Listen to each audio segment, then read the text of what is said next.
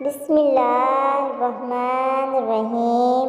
شروع اللہ کے نام سے جو بڑا مہربان نہایت رحم والا ہے۔ روٹی کھاتے وقت چھوٹے چھوٹے لقمہ کھایا کرو، یعنی ایک نوالے کو 32 بار چبایا کرو۔ سورۃ رحمان کو دن میں بار بار سننے سے جسم میں کینسر کے سیل ختم ہونے لگتے ہیں۔ شام کو پیاز کھانے والے کو بواسیر جیسی بیماری لگ جاتی ہے۔ اگر آپ اپنے سر کی جوئیں اور خشکی بھگانا چاہتے ہیں تو روزانہ چنبیلی کا تیل استعمال کریں۔ لباس میں بٹن ٹانگنے کے بعد دھاگوں پر ایک بوند بے رنگ نیل پالش ٹپکا دیں۔ بٹن آسانی سے ٹوٹیں گے نہیں۔ زیادہ میٹھا کھانے سے چہرے پر جھریاں آ جاتی ہیں۔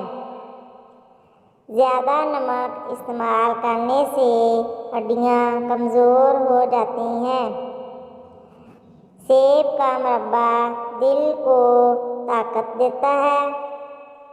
جس عورت کے خواب میں کھلے بال نظر آئے اس کا مطلب ہے اس کی شادی جلد ہو جائے گی۔